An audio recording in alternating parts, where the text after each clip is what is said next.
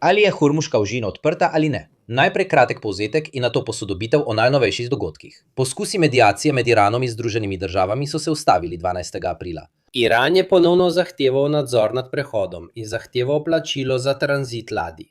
Takrat so Združene države napovedale svojo pomorsko blokado okoli ožine, usmerjeno proti iranskim ladjam in tistim povezanim z Iranom. Namen je bil dvojen.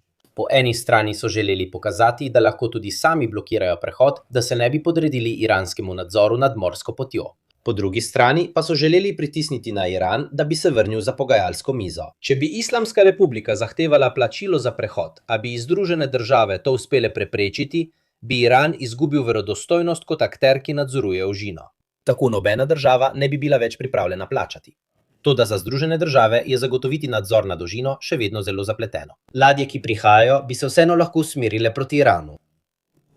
Lahko bi sklopile transponderje ali pa navedle lažne podatke. V tem primeru bi ameriška mornarica lahko storila le malo, da to prepreči, razen če uporabi silo proti ladjam drugih držav, na primer Kitajske.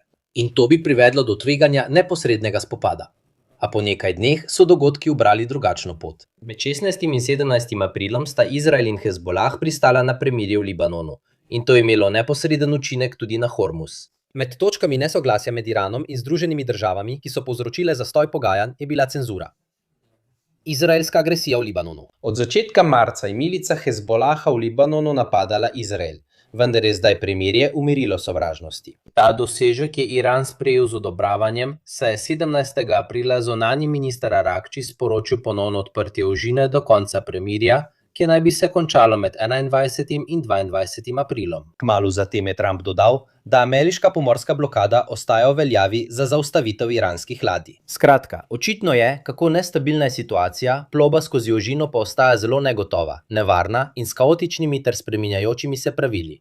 To ima neizogibno tragičen vpliv na gospodarstvo in izvoz. Tako prekinitev ognja v Libanonu, kot tudi v Iranu, visi na nitki. Konflikt bi se lahko kmalu znova začel. In kaj vi menite o tem? Kot običajno, več informacij najdete v komentarjih ali v opisu.